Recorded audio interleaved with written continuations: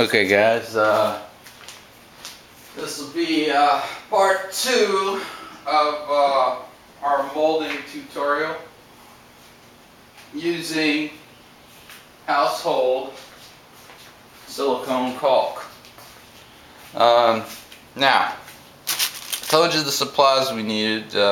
I've got my soapy water, my popsicle stick. I did not mention Vaseline, but you will need Vaseline to remove or to basically give you a mold release from anything you're working on.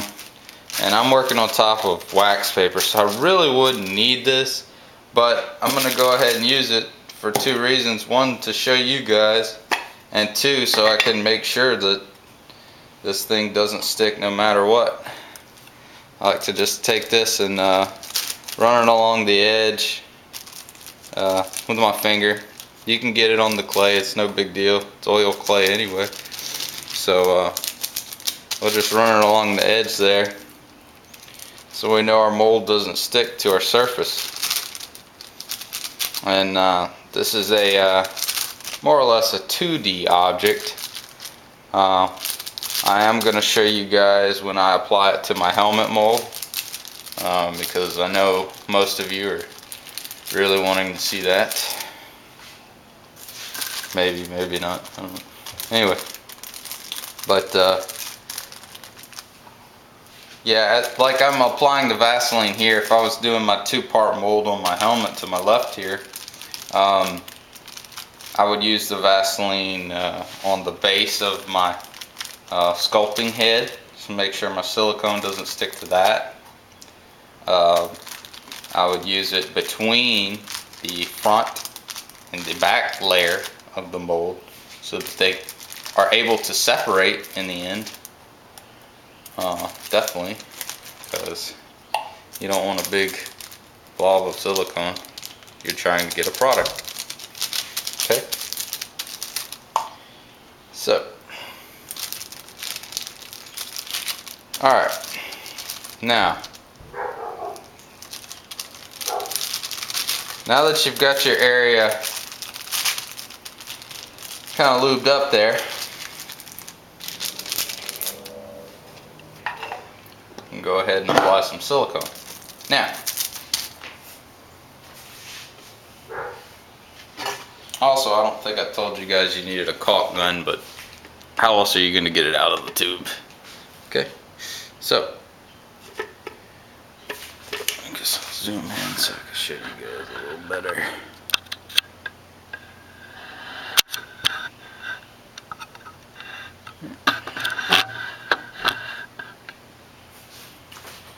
Now, basically, this is how I'm going to do the whole thing.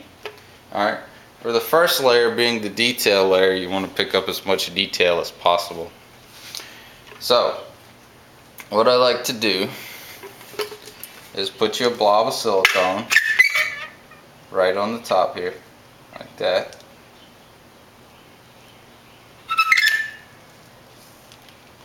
And normally I would go all the way across, but for tutorial purposes I'm not. I usually have my respirator on, but it'd be kind of hard to talk. So now, our soapy water, this is where this comes to play, and you need a good bit of soap in your water to make it really good. But if you don't have this, the silicone will stick directly to you, and this will not be fun because it's hard to wash off. Anyway, so you'll wet your finger in the soapy water and pat it down like you're rolling the silicone down the mold, just like that. This way you can see how thin you're making the layer. You know, you can watch it roll and you can see how thick your layer is there, so you know you're not too thick. Okay, and at the same time, as you roll the silicone down, it pushes the air bubbles out of your way. So, it's kind of a redundant process. You're basically going to do the same steps over and over. Put your little bead here. wet your finger with the soapy water and basically pat and roll the silicone down the mold, the sculpture rather.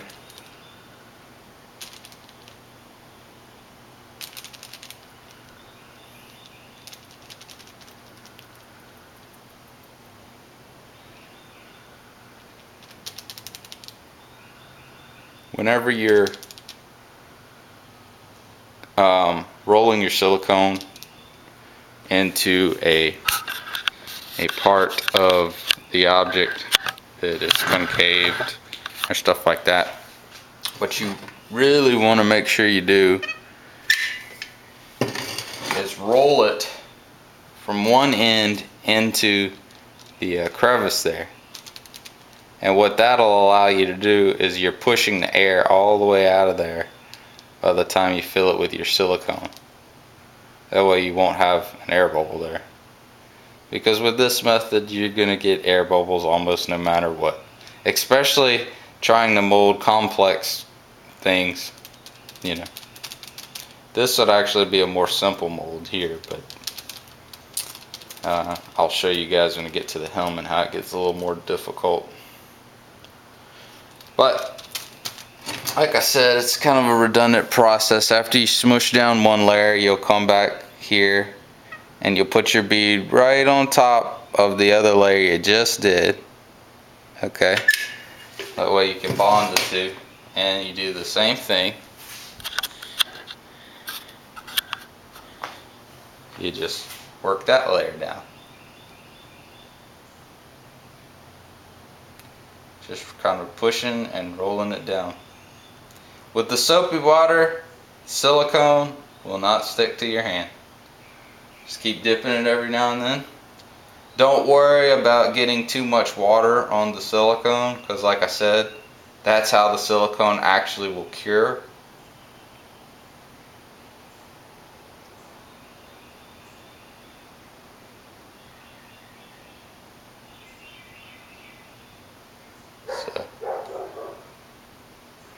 Now, this being the detail layer, it will take you a little while longer because you're having to pat into each detail and stuff, roll this stuff down. Now, for the layers after this, though, you can pretty much just go to town.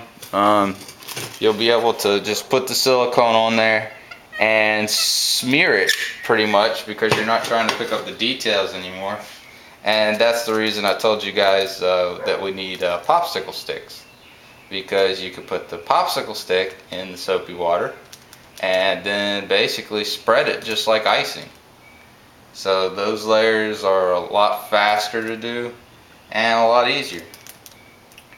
So I'm going to continue doing this, and